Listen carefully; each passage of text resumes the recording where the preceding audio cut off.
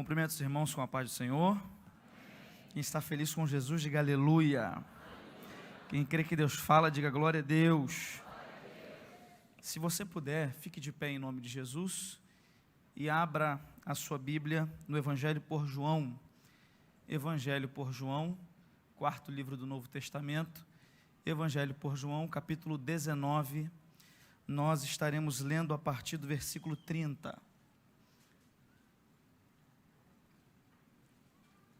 Evangelho por João, capítulo 19, versículo 30.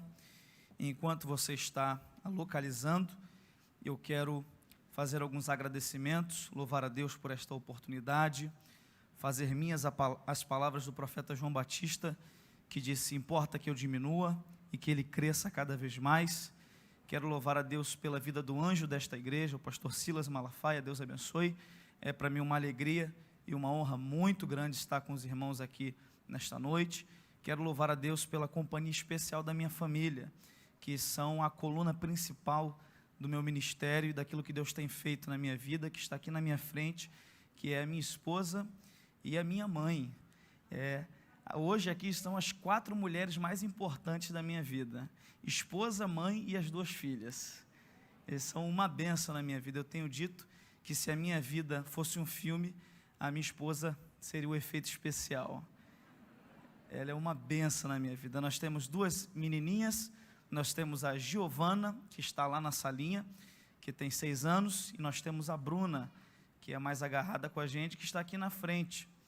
E eu tenho orado muito e peço oração aos irmãos, porque se for da vontade de Deus, a gente vai tentar mais um aí em nome de Jesus. E quem sabe o ano que vem mais um aí em nome de Jesus. Evangelho por João, capítulo 19, versículo de número 30. Quem achou, diga: eu amo Jesus. E quando Jesus tomou o vinagre, disse: está consumado. E quando Jesus tomou o vinagre, disse: está consumado. E inclinando a cabeça, entregou o Espírito. Os judeus, pois, para que no sábado não ficassem os corpos na cruz, visto como era a preparação, pois era grande o dia de sábado, rogaram a Pilatos que se lhes quebrassem as pernas e fossem tirados. Foram, pois, os soldados, e na verdade quebraram as pernas ao primeiro e ao outro que com ele fora crucificado. Mas vindo a Jesus e vendo-o já morto, não lhe quebraram as pernas.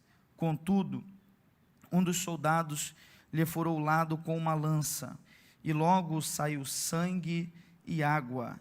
E logo saiu sangue e aquele que ouviu testificou, e o seu testemunho é verdadeiro. Ele sabe que é verdade o que diz, para que também vós o creiais, porque isso aconteceu para que se cumprisse a escritura que diz: nenhum dos seus ossos será quebrado. Aleluia. Antes de se assentar, segure a mão dessa pessoa que está ao seu lado em nome de Jesus. Segure a mão desse crente abençoado, cheio do Espírito Santo, e diga para ele: nesta noite, diga, irmão, nesta noite, a sua bênção, o seu milagre, a sua vitória vai ser do tamanho do seu glória. Aleluia. Pode se assentar aplaudindo e adorando a Jesus. O texto sagrado que está diante de nós nesta oportunidade, esse texto que está no Evangelho por João, no capítulo 19, dos versículos 30 em diante, esses textos aqui são textos que nos falam de um dos momentos mais importantes do ministério terreno de Jesus, do momento que eu costumo dizer que foi o ápice, o momento mais importante do ministério do Senhor, que foi a sua crucificação. Esse momento aqui que se deu após 3 anos e meio de ministério terreno. Esse momento foi este ápice de um ministério que começou há 3 anos atrás, 3 anos antes desta crucificação. Jesus inicia o seu ministério ou melhor, antes de iniciar, ele desce as águas do Jordão para ser batizado por João Batista. Você conhece a história, e a Bíblia diz que João vai descer Jesus nas águas. É linda essa cena de Jesus sendo descido nas águas, porque o Espírito Santo sobrevoa os dois em forma corpórea de uma pomba, e o Pai brada no céu: este é meu Filho amado, em quem minha alma se compraz. Jesus sai então dali do Jordão, e ele é conduzido para o deserto, vence a tentação, como todos nós sabemos. Após 40 dias, o tentador aparece a ele, ele vence todas as propostas do inimigo, e dali ele vai iniciar a sua caminhada ministerial. Jesus começa na Judéia, às margens do Jordão novamente, e dali ele vai para a Galileia. Ele vai convocando alguns homens, convidando alguns homens, chamando alguns homens, e Jesus começa o seu ministério anunciando o reino, anunciando o evangelho, anunciando boas novas, dizendo que era chegado o tempo do reino de Deus no coração dos homens. Jesus pregou mensagens muito lindas ao longo de 3 anos de ministério. Mateus capítulo 5 é um dos sermões mais famosos de Jesus, quando em cima do monte ele começou a dizer este sermão, dizendo assim: bem-aventurados os que choram, porque serão consolados. Bem-aventurados os pacificadores, porque deles é o reino dos céus. Bem-aventurados os que têm fome e sede de justiça, porque serão fartos. Bem-aventurados os limpos de coração, porque verão a Deus. Bem-aventurados sois vós, quando fordes perseguidos e humilhados por amor do meu nome. Regozijai e alegrai, porque grande é o vosso galardão com vosso Pai que está nos céus. E aí Jesus ia pregando as mensagens, ia impactando o povo, ia impactando as pessoas. Eles se espantavam com Jesus, eles admiravam Jesus, porque Jesus falava com autoridade. Jesus pregava muito, não pregava como eu prego, não pregava como nenhum de nós prega. Jesus pregava muito mais. Eu estou pregando para você aqui, e eu estou em pé, e você sentado, mas Jesus pregava tanto, que ele pregava sentado, e as pessoas que ficavam de pé para conseguir ouvi-lo, e ele pregou lindas mensagens. Entretanto, além das mensagens, além das pregações, ele também operava milagres. Ele entrou no barco de Pedro e operou uma pesca maravilhosa, entrou na casa de Pedro, curou a sogra de Pedro de febre, ele entrou em Betânia, ressuscitou Lázaro que estava morto há 4 dias, ele entrou em Naim, ressuscitou o filho da viúva de Naim, ele entrou na casa de Jairo, ressuscitou a filha de Jairo. Ele, onde entrava, um milagre sempre acontecia. Aonde ele chegava, algo sobrenatural acontecia. Aonde Jesus chegava, o oprimido era liberto, o enfermo era curado, e aquele que necessitava de uma palavra recebia. É por isso que eu creio que algo vai acontecer essa noite aqui, porque Jesus entrou no nosso meio, ele está aqui. E é em nome de Jesus, não é em meu nome, é em nome de Jesus, que quem está enfermo pode ser curado essa noite. É em nome de Jesus que quem estiver oprimido na tua casa, enquanto você está aqui adorando, vai ser liberto lá em nome de Jesus. É em nome de Jesus que portas vão se abrir, porque Jesus entrou aqui no nosso meio. Você já tem sentido a presença dele aqui esta noite? Então Jesus ia entrando nos lugares e operando milagres, e como ele mesclou isso, muitos milagres, muitos sinais, com mensagens, com pregações, a multidão começou a convergir para Jesus, de modo que a multidão só queria ouvir Jesus pregar, a multidão só queria ouvir Jesus ensinar, a multidão queria ouvir Jesus falar o tempo todo. Isso foi atiçando e foi levantando no coração dos fariseus a inveja, porque eles começaram a ficar sem público, e muito daquilo que Jesus pregava conflitava e confrontava diretamente aquilo que os fariseus viviam. Logo, o tempo foi passando e eles começaram a querer bolar um jeito de parar Jesus. Começaram fazendo algumas perguntas. Numa certa feita, pegaram uma moeda, levaram até Jesus e falaram assim: Jesus, é lícito dar tributo a César? Se Jesus diz assim, não é lícito dar tributo a César, ele seria preso imediatamente, porque ele estaria dizendo contra o governo da época. Se Jesus diz assim, é lícito dar tributo a César, ele estaria levantando contra ele todos os judeus e dizendo algo contra a mensagem dele, que era uma mensagem de libertação. Mas a Jesus, como sempre, tinha uma palavra na ponta da língua para dar para os fariseus, para dar para aqueles que questionavam ele de forma capciosa. Jesus pega aquela moeda e diz: de quem é esta imagem? Imediatamente os homens dizem: é de César. E aí Jesus responde: então, dai pois a César o que é de César, e dai a Deus o que é de Deus. E aí Jesus vai dando cada vez mais respostas, e os fariseus percebem que no campo das palavras eles não vão vencer Jesus, que apenas falando, interrogando, eles não vão conseguir vencer e parar Jesus. Eles começam então a maquinar um jeito, e bolar um jeito de matar Jesus de fato, para assim acabar com o ministério de Jesus. Você conhece e sabe que os fariseus acharam guarita e oportunidade em Judas, que era um daqueles que andava muito próximo de Jesus.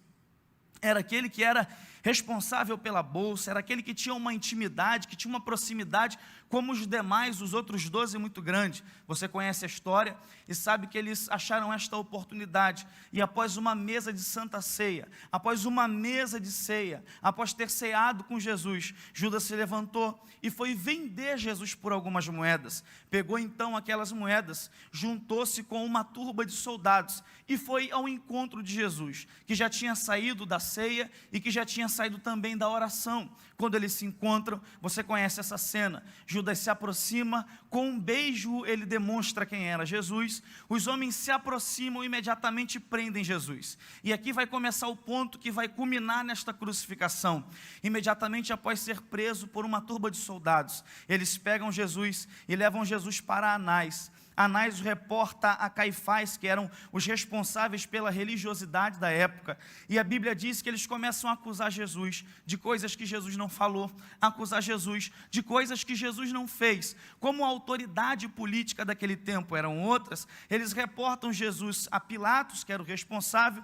Pilatos descobre que ele era nazareno e reporta ele a Herodes. Herodes vê que ele não tinha culpa e devolve ele a Pilatos. Pilatos então percebe que aquilo se tratava não de punir um culpado, não de punir um criminoso, mas de inveja dos fariseus em cima deste rabino, em cima de Jesus Cristo. Pilatos pensa uma maneira de tentar soltar Jesus, porque não enxerga em Jesus culpa. Diz a Bíblia, você conhece e sabe, que estava se aproximando a festa da Páscoa, e havia uma ocasião e uma oportunidade de soltar um dos presos. Pilatos então, querendo soltar Jesus, coloca Jesus de um lado, e Barrabás, um assassino e criminoso do outro lado, e grita para a multidão: quem quereis que vos solte? Jesus o Nazareno ou Barrabás, o assassino, o criminoso? E pasmem os irmãos, a multidão que tinha comido do pão que ele multiplicou, a multidão que tinha comido do peixe que ele multiplicou, a multidão que tinha visto os milagres que ele fez, a multidão que tinha gritado hosana,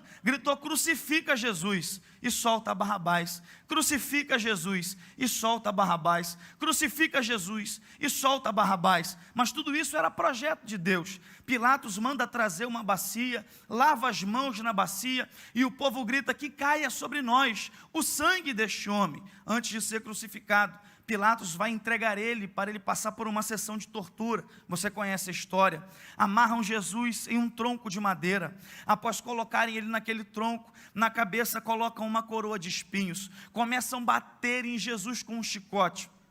O nome do chicote era Azorrague. Na ponta do chicote haviam pedaços de ossos de carneiro, pedaços de chumbo. Cada chicotada que ia dando nas costas de Jesus e no corpo de Jesus, lascas de carne e de sangue iam caindo, iam saindo. O sangue ia sendo derramado pelo corpo. Jesus ia ficando cada vez mais desfigurado. Colocam uma venda nos olhos dele, começam a bater nele e dizer: revela agora quem te bateu. Revela agora quem está te agredindo, revela agora quem está fazendo isso contigo. E zombaram muito de Jesus, mas ele não abriu a boca para murmurar, ele não abriu a boca para reclamar, porque o profeta Isaías disse que ele foi levado como ovelha muda para o matadouro, para morrer pela minha e pela tua vida, para morrer pelos nossos pecados, para nos garantir um lugar no céu. Há um tempo atrás eu fui convidado para pregar em um lugar, e aí mandaram para o meu WhatsApp o folder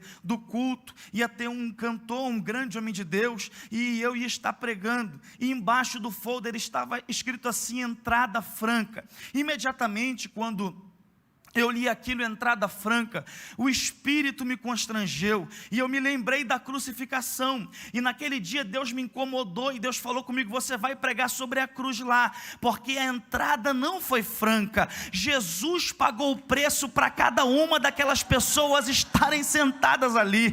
É o que já foi dito nesse culto essa noite, foi pago um alto preço para você estar aqui essa noite. Não foi você que pagou esse preço não foi em dólar, esse preço não foi em real, esse preço não foi em prata e nem em ouro, esse preço foi o sacrifício de Jesus na cruz do Calvário. É por isso que você tem que entrar por essas portas, como já foi dito, levantar a tua mão, adorar a Deus, abrir bem a tua boca, fazer valer a pena o sacrifício que foi feito pela tua vida, fazer valer a pena tudo que Ele sofreu. Então, em nome de Jesus, entenda que foi pago um alto preço, o preço que o seu cônjuge não poderia pagar, Jesus pagou. O preço que o seu pai não poderia pagar, Jesus pagou. O preço que o seu filho, que quem você ama não poderia pagar, Jesus foi e pagou o preço pela minha e pela tua vida.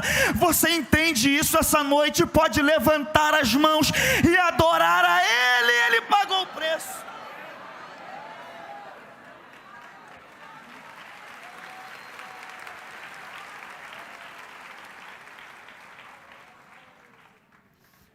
A sessão de espancamento foi terrível.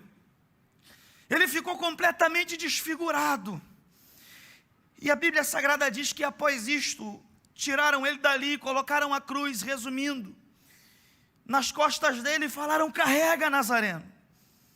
E ele foi saindo de Jerusalém, entre tropeções, sendo alvo de blasfêmia, do escarnecimento de muitos, carregando a cruz, saindo de Jerusalém, foi subindo um monte chamado Gólgota, tudo isso pela minha e pela sua vida. Quando chega no cume do monte, colocam um criminoso à direita, outro à esquerda, entre criminosos vão colocá-lo. Diz a Bíblia que pregam os braços, as mãos e os pés dele naquela cruz, levantam a cruz do meio, e a Bíblia diz que quem passava começa a blasfemar dele, e dizer: se tu és o Cristo, desce daí, se tu és o Cristo, desce daí. E novamente ele continua calado como um cordeiro. E a Bíblia então diz que após algumas conversas acontecerem, após ele falar algumas coisas, ele tem sede. E entra o texto que nós lemos, que é o texto que eu quero também refletir com os irmãos. Jesus enche o pulmão de ar no ápice desse momento de sacrifício, e vai dar um brado que eu costumo dizer que foi o primeiro brado pentecostal da história. Jesus vai dar o grito que foi o primeiro grito pentecostal que já se ouviu na terra. Ele enche o pulmão de ar nesse momento ápice e grita: está consumado. Oh, glória a Deus. Eu não sei se isso mexe contigo, mas mexe comigo. Eu vou repetir: está consumado. Oh, glória a Deus. Está consumado. Aleluia. Está consumado é sinônimo de estar feito. Está consumado é sinônimo de estar realizado. Se alguém fizer algo contra você, Jesus desfaz. Se o diabo armar algo contra você, Jesus desfaz. Mas a obra de Jesus na cruz do Calvário, ninguém pode desfazer. Se alegre nessa noite, porque está consumado. Oh glória, oh glória. É por isso que a gente não precisa hoje subir mais a escada da igreja de joelho, porque está consumado. É por isso que a gente não precisa mais acender vela, porque está consumado. Aleluia. É por isso que a gente não precisa de tantas outras coisas que em outras matizes religiosas precisam. Por quê? Porque Jesus fez o sacrifício por nós. Ele fez o trabalho por nós, para nos salvar, e gritou: está consumado.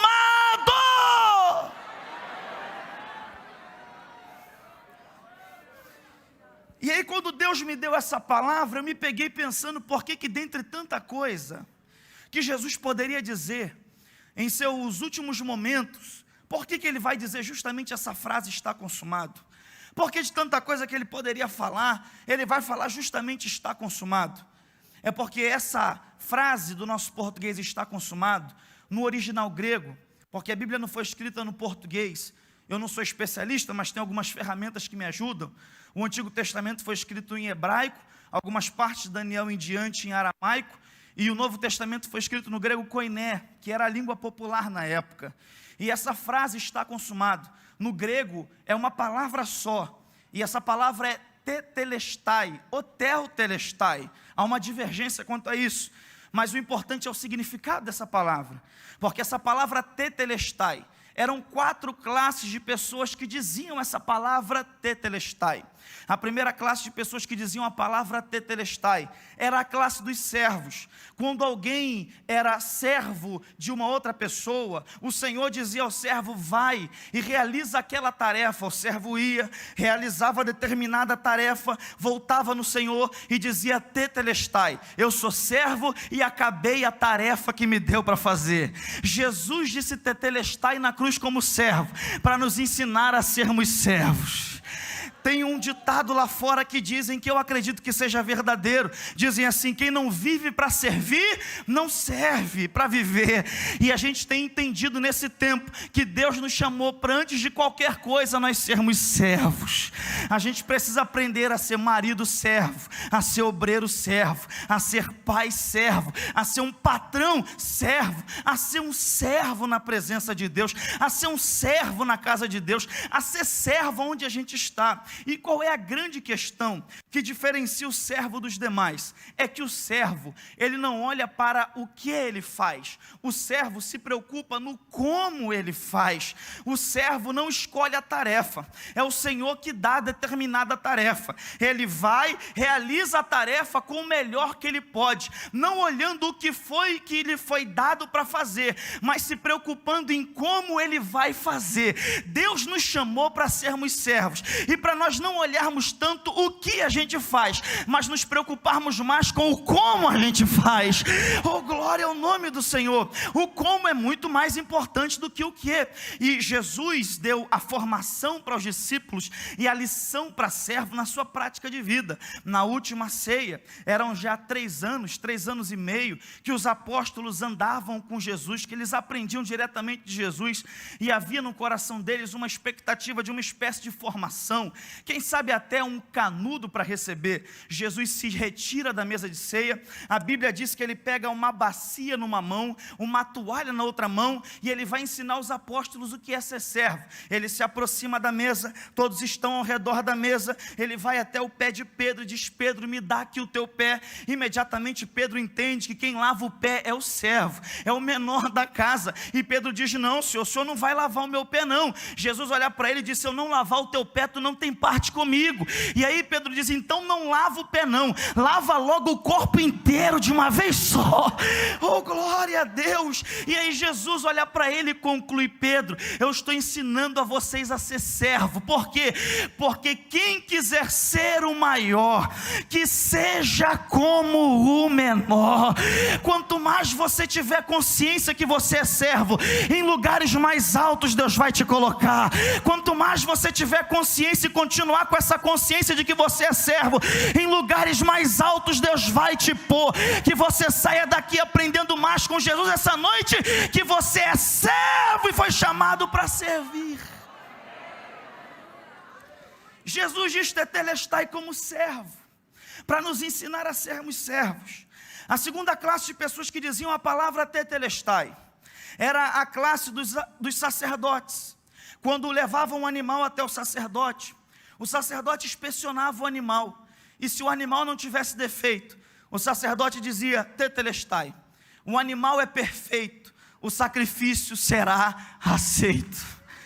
Jesus disse tetelestai na cruz do Calvário, como o animal perfeito, do sacrifício perfeito, que foi aceito por Deus pelas nossas vidas. E qual é a lição que a gente absorve disso? É que sacrifício perfeito é só Jesus. Jesus é o sacrifício perfeito para as nossas vidas. Jesus é o sacrifício santo, que pisou nesta terra sem pecado. Se você desfolhar as páginas da Bíblia Sagrada, e você, do Gênesis até o livro de Malaquias no Antigo Testamento, você vai ver grandes homens de Deus, que fizeram grandes coisas para Deus, Mas se você for analisar de forma minuciosa a vida de cada um deles, você vai ver que eles falharam em algum momento, você vai ver que eles erraram em algum momento, porque todos eles tinham um defeito. Se você olhar para a vida de Abraão, você vai ver defeitos. Se você olhar para a vida de Isaac, você vai ver defeitos. Se você olhar para a vida de Jacó, você vai ver defeitos. Se você olhar para a vida de todos os patriarcas, de todos os heróis da fé do Antigo Testamento, você vai ver defeito. Você vai ver defeitos e falhas em Moisés, você vai ver defeito e falhas em Davi, você vai ver falhas em todos eles. Se você for para um Novo Testamento e começar a procurar de forma minuciosa, você vai ver falha também e defeito na vida de todos os personagens do Novo Testamento, todos os apóstolos. Pedro tinha falha, Paulo tinha defeito e falha, Maria tinha defeito e tinha falhas, mas eu te desafio a você procurar no Antigo Testamento, nos 4 evangelhos, no Novo Testamento, procurar em qualquer livro que você puder procurar, que você não vai ver uma falha, não vai ver um defeito em Jesus, porque Ele é o sacrifício santo, Ele é o sacrifício perfeito. É por isso que Ele é digno de ser adorado. Todos nós somos sacrifícios vivos, santo e agradável a Deus, mas sacrifício perfeito é Jesus. É por isso que você pode olhar para a vida dele, você pode andar com ele todo dia. Se você andar comigo todo dia, a minha esposa está aqui na minha frente, ela sabe quais são os meus defeitos, quais são as minhas falhas. Se você andar comigo todo dia, eu vou descobrir os teus defeitos, as tuas falhas. Mas se você andar todo dia com Jesus, se você buscar intimidade com Jesus, quanto mais perto dele você chega, mais você vai ver que ele é santo. Quanto mais perto dele você chega, mais você vai ver que ele não tem defeito. Então eu vim dizer para você: olha mais para Jesus, porque ele não tem falha. Se aproxima mais dele, que ele não tem defeito, ele é santo. Oh glória!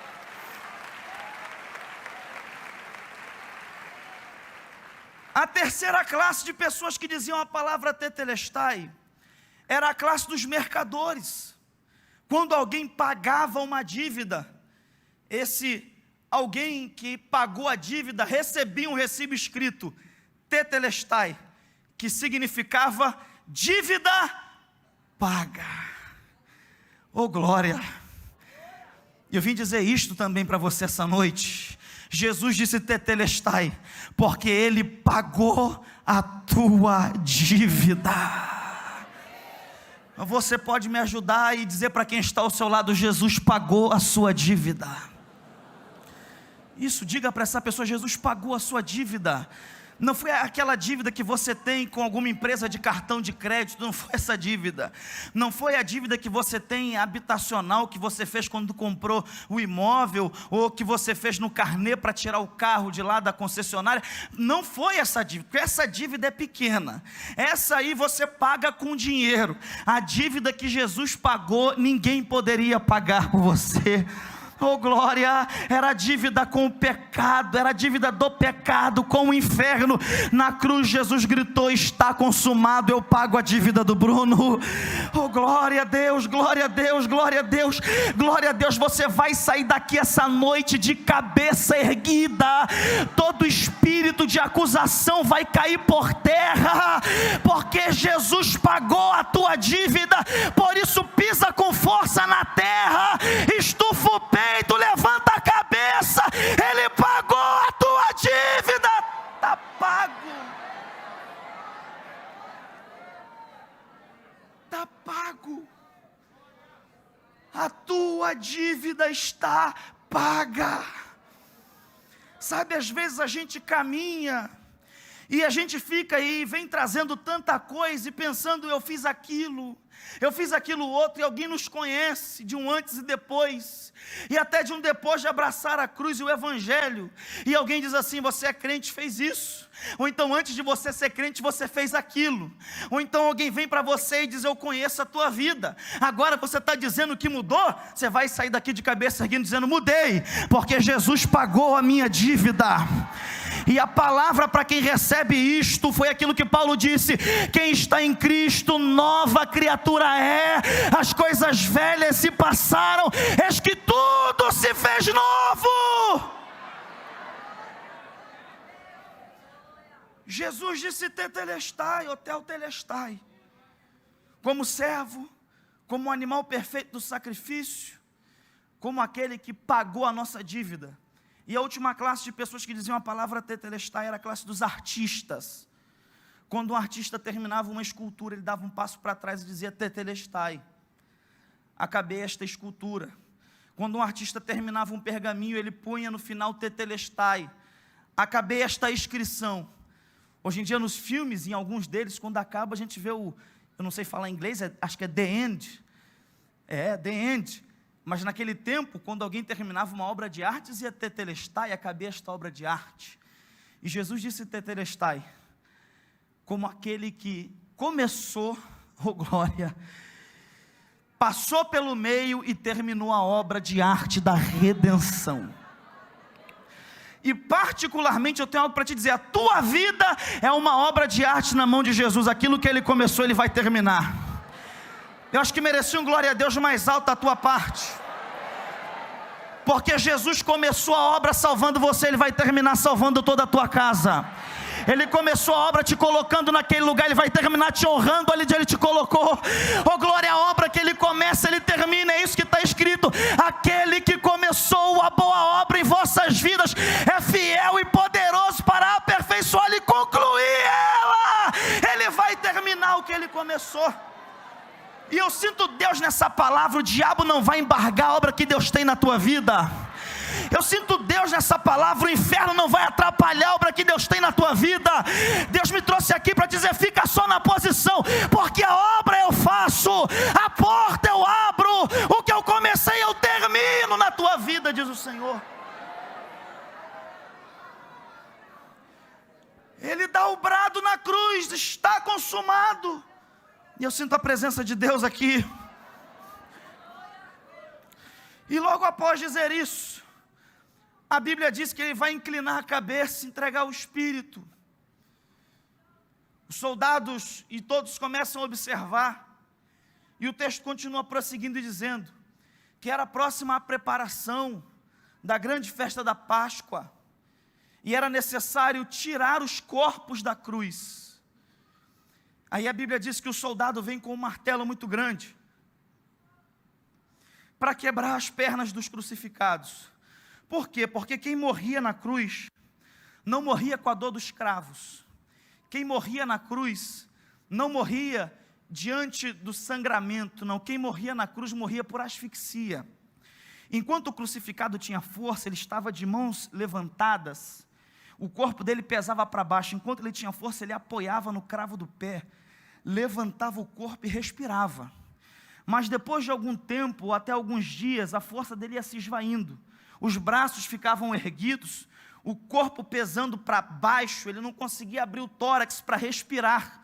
E aí morria sufocado, morria sem ar. É por isso que Jesus entrega o Espírito muito antes disso, porque Deus não aceitava o sacrifício de carne sufocada. E aí, para apressar a morte dos crucificados, os soldados vêm com um martelo. Por quê? Para quebrar as pernas dos crucificados. Por quê, Bruno? Porque quebrando as pernas dos crucificados, eles não iam ter sustento para levantar o corpo e respirar. Perceba quão terrível era a morte na cruz. E aí o soldado vem com um martelo muito grande, quebra as pernas do primeiro crucificado. Ele olha para Jesus, passa por Jesus, vai até o outro e quebra as pernas do outro que foi crucificado. E a Bíblia diz que ele para e olha para Jesus. E vendo que Jesus já estava morto, ele vai trocar o martelo por uma lança, glória a Deus. Ele vai furar o lado de Jesus. Assim que ele fura o lado de Jesus, vai começar a sair sangue e água. Vai começar a jorrar muito sangue e água. E isso é algo muito claro. E o evangelista, o apóstolo João, descreve esse sangue e água sendo vertido e escorrendo.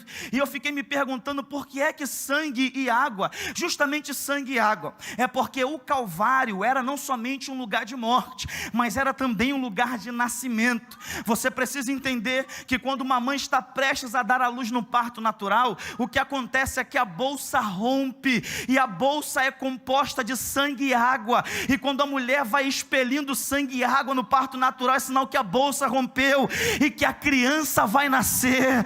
Oh, glória a Deus! Algumas pessoas já entenderam, já estão até dando glória.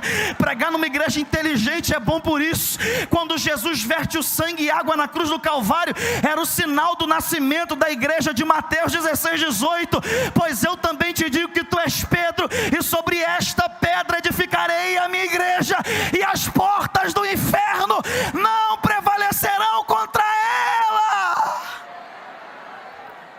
Você pode levantar a mão para adorar a Jesus? Oh, glória a Deus! Oh, glória a Deus! Igreja não é ideia de homem, igreja não é ideia humana, a igreja é um projeto eterno. Nós não nascemos no cartório, nós nascemos no Calvário. Nós nascemos no Calvário.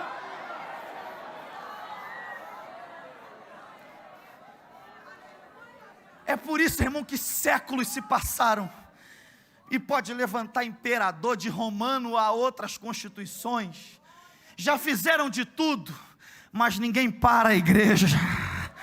Oh, glória, eu sinto Deus aqui. Já jogaram crente em cova, já jogaram leão para devorar crente, mas não para a igreja. Já perseguiram de tudo quanto é jeito, mas não para a igreja, porque a igreja não é ideia de homens, igreja é ideia de Deus, e é isso que nos sustenta. Nós nascemos no Calvário.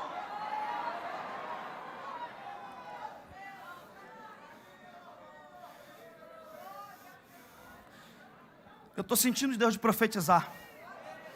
Glória. Toda ferramenta preparada contra ti não prosperará.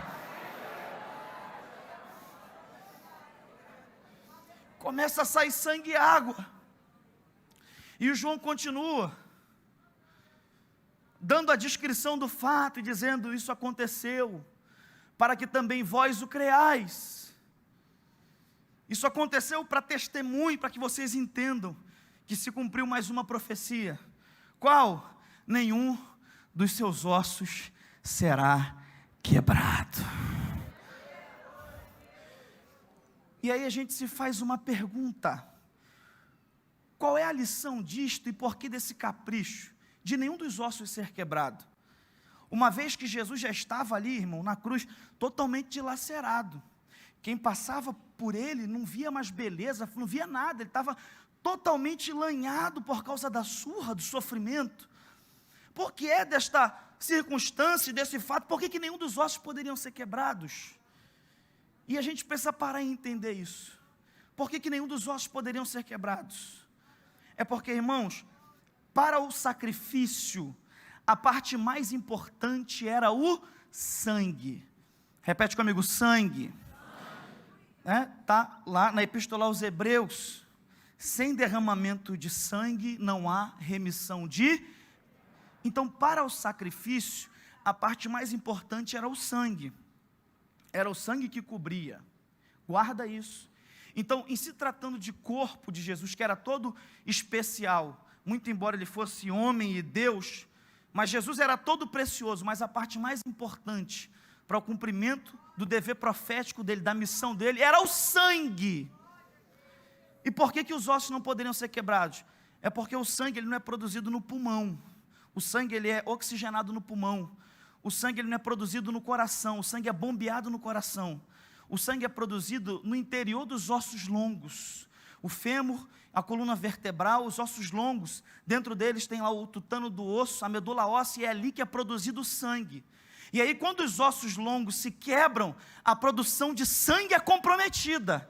É por isso que nenhum dos seus ossos poderiam ser quebrados, para que a produção de sangue de Jesus jamais fosse comprometida. E eu tenho algo de Deus para te dizer: nenhum dos ossos foram quebrados. Tem sangue de Jesus para te perdoar essa noite. Oh, eu sinto Deus nessa palavra. Tem sangue de Jesus para te lavar essa noite. Todas as partes do ritual do sacrifício foi cumprido em Jesus. Os ossos não se quebraram. Há poder no sangue de Jesus. Levanta a mão para receber isso. Há poder no sangue de Jesus. Eu vou repetir: há poder no sangue Jesus, há poder no sangue de Jesus. Labarachúria, glória, glória. Glória a Deus falou com Moisés: eu vou tirar o meu povo do Egito, mas eu vou tirar o meu povo do Egito com festa, com celebração. Vocês vão pegar um cordeiro ou um cabrito, vocês vão guardar ele do primeiro até o 14º dia. No 14º dia vocês vão se arrumar com uma roupa de festa, para sair apressadamente, e aí vocês vão assar esse animal no fogo, vocês vão comer as vísceras, vão comer a carne, come tudo, não joga nada fora. Agora o sangue, Deus disse para Moisés: vocês não vão jogar fora, o sangue vocês vão marcar ao redor das portas, porque à meia-noite, disse Deus, eu vou passar por cima da terra do Egito, e aonde eu não ver a marca do sangue, a morte vai entrar, aonde eu não ver a marca do sangue, o primogênito vai morrer, mas aonde eu ver a marca do sangue, vai haver libertação, aonde eu ver a marca do sangue, vai haver festa. Ou enquanto você está adorando, Deus está marcando a tua vida com a marca do sangue de Jesus. Oh glória, enquanto você está adorando, Ele marca a tua casa com a marca do sangue, e eu profetizo que tem livramento para você. Há poder no sangue de Jesus.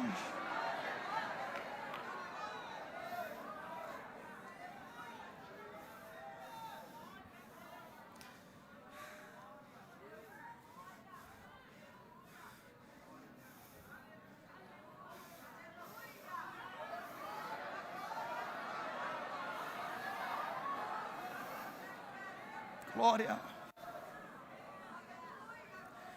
É 192, se não me falha a memória. Pelo sangue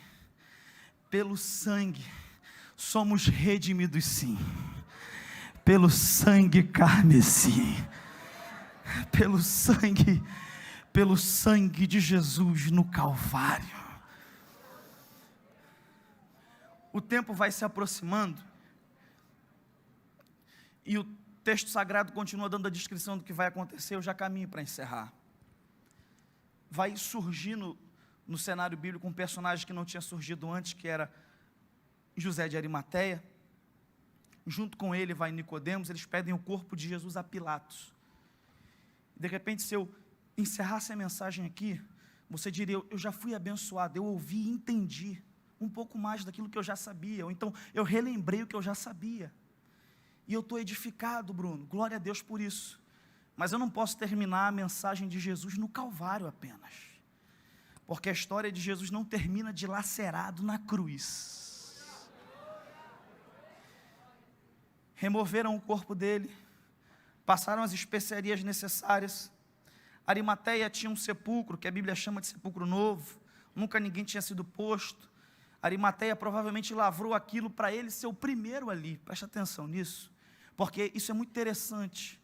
Era honra para o homem naquele tempo ser o primeiro a ser posto no sepulcro. Por quê? Porque eles tinham uma obsessão em, após a partida, o nome ser lembrado de algum jeito na terra, quer seja por uma filiação, ou quer seja por alguma grande obra. E aí o sepulcro era uma coisa que guardava o nome do primeiro que era posto. Tanto que você vai ler na Bíblia diversas passagens, que Isaac, por exemplo, foi sepultado na sepultura de Abraão, seu pai, porque a sepultura levava o nome do primeiro. As pirâmides do Egito são justamente isso que eu estou te falando. Grandes monumentos para lembrarem os faraós que foram postos ali, os primeiros. Então era honra para o homem lavrar um sepulcro na rocha ou em algum lugar e ser o primeiro a ser posto ali. Mas o José de Arimateia ficou tão impactado, mas tão impactado, que ele preparou tudo pensando: eu vou ser o primeiro, eu vou ser o primeiro, eu vou ser o primeiro. Mas diante do sacrifício de Jesus, a vida dele foi tão impactada, que ele resolveu: eu não vou ser primeiro, e eu fiz tudo para eu ser o primeiro, mas eu vou dar esse primeiro lugar para Jesus. Você quer viver uma vida de plenitude? Dê o primeiro lugar para Jesus em todas as áreas da tua vida. Ele coloca Jesus ali, rola uma pedra para frente do sepulcro. Os fariseus vão até Pilatos e começam a constranger Pilatos, dizendo: olha, aquele homem, quando vivia, dizia que ia ressuscitar o terceiro dia. Aí Pilatos manda então selar a pedra, e assim isto fica, por um dia, 2 dias. Quando vai chegando perto do 3º dia, os fariseus incomodam Pilatos de novo, e o Pilatos manda um grupo de soldados para irem guardar o sepulcro. Quem dá esse relato é Mateus. E a Bíblia diz que ficam lá alguns fariseus, os soldados, a pedra selada, e eu já caminho para encerrar. Mas no 3º dia, oh glória, nem os demônios, nem o inferno, nem a morte, nem a pedra selada, nem os soldados do lado de fora conseguiram o segurar, porque a Bíblia diz que ele ressuscitou. Você crê nisso e pode ficar de pé dando glória ao nome dele?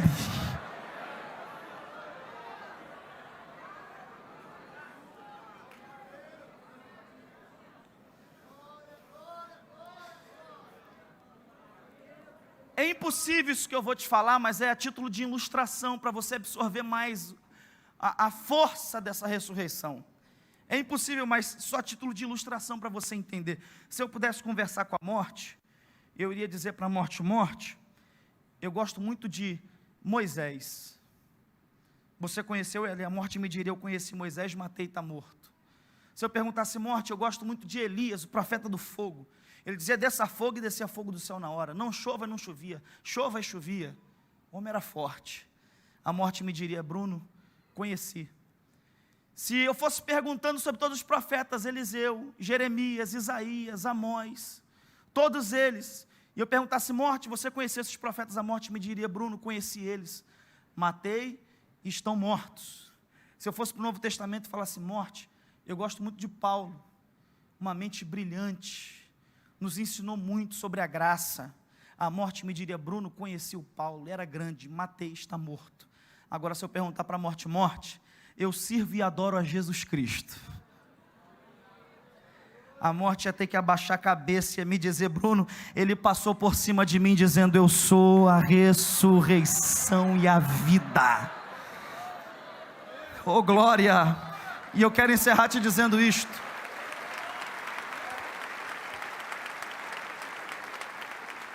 Eu quero encerrar te dizendo isto: Jesus vive. Tem um hino antigo que a minha avózinha cantava nos trabalhos de oração que ela dirigia, e que minha mãe me ensinou a cantar, que está aqui na frente também, que era aquele hino que dizia: não creio, num Cristo vencido, cheio de amargura, semblante de dor. Eu creio num Cristo de rosto alegre. Eu creio num Cristo que é vencedor. Oh glória, você pode levantar as 2 mãos e adorar a Ele. Jesus vive. Jesus vive. Eu vou devolver a quem é de direito, mas eu preciso fazer uma pergunta. Entrou alguém aqui essa noite, que não é cristão, ou está afastado dos caminhos do Senhor, e quer voltar hoje para Jesus? Sai do teu lugar e vem à frente, que eu quero orar por você. Entrou alguém aqui hoje,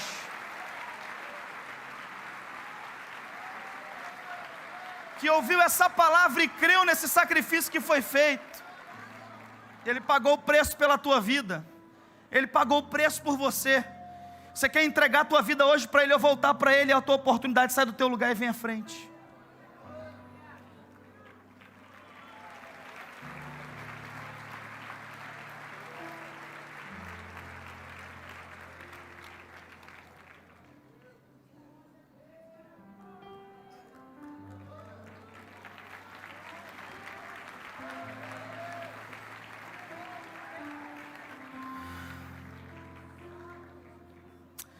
Sai do teu lugar e vem.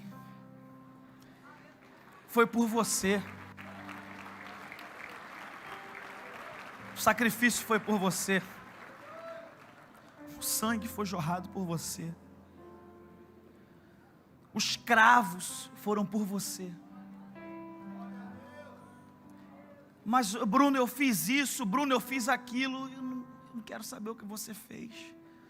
Aí, com a graça de Deus, todos os novos começos são possíveis. Vem. Com a graça de Deus é possível recomeçar. Com a graça de Deus é possível viver uma nova vida em Deus. E é hoje a tua oportunidade. Você ouviu essa palavra e quer voltar hoje para Jesus? Entregar a tua vida hoje para Jesus? Glória a Deus. Glória a Deus. Glória a Deus. Glória a Deus. Não deixe para depois, não deixe para amanhã. Assuma hoje um compromisso com Jesus e mude hoje de vida. Bruno, eu gosto muito da igreja, glória a Deus por isso. Mas o que te garante a eternidade é entregar a tua vida a Jesus. Sai do teu lugar e vem. Glória a Deus.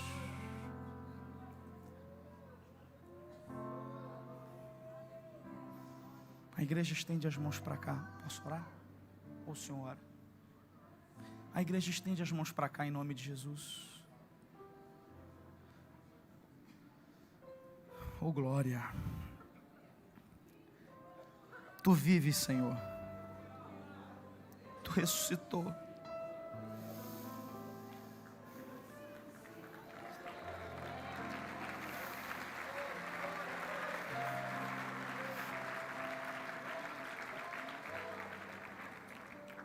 É por tua causa que nós estamos aqui, é pelo teu sacrifício que tudo isso acontece. E nós te entregamos, Senhor, estas vidas que estão aqui à frente, se rendendo a Ti, se rendendo ao Teu sacrifício. Essas pessoas que vieram aqui porque elas creram que não há eternidade fora do Senhor, elas creram no Teu sacrifício, que foi um sacrifício de amor. Nós te entregamos estas vidas e te pedimos, Senhor, lava elas no sangue do Teu Filho Jesus Cristo, perdoa elas de todos os pecados. Começa, Senhor, uma transformação na vida delas esta noite, uma mudança na história delas esta noite, que elas saiam daqui para viver uma nova vida, uma nova história. Senhor, que elas saiam daqui para serem novas criaturas em Ti, para viver uma nova história contigo, para serem luz lá fora, sal lá fora. Senhor, que elas saiam daqui levando o maior milagre de todos, que é o milagre da salvação. Abençoa a vida delas, a casa delas, e que a partir dessa atitude tudo mude. Toma o Teu povo que ouviu a Tua palavra essa noite, nos ajuda, Senhor, a caminhar na força do Calvário, na força da ressurreição, entendendo que foi Tu que fez a obra, que Tu começou a obra e Tu vai terminar a obra na nossa vida. Que essa Tua palavra fique cravada em nossos corações, em nome de Jesus. Em nome de Jesus, aplaude ao Senhor Jesus, e eu agradeço a minha oportunidade. Pastor, muito obrigado. Glória a Deus.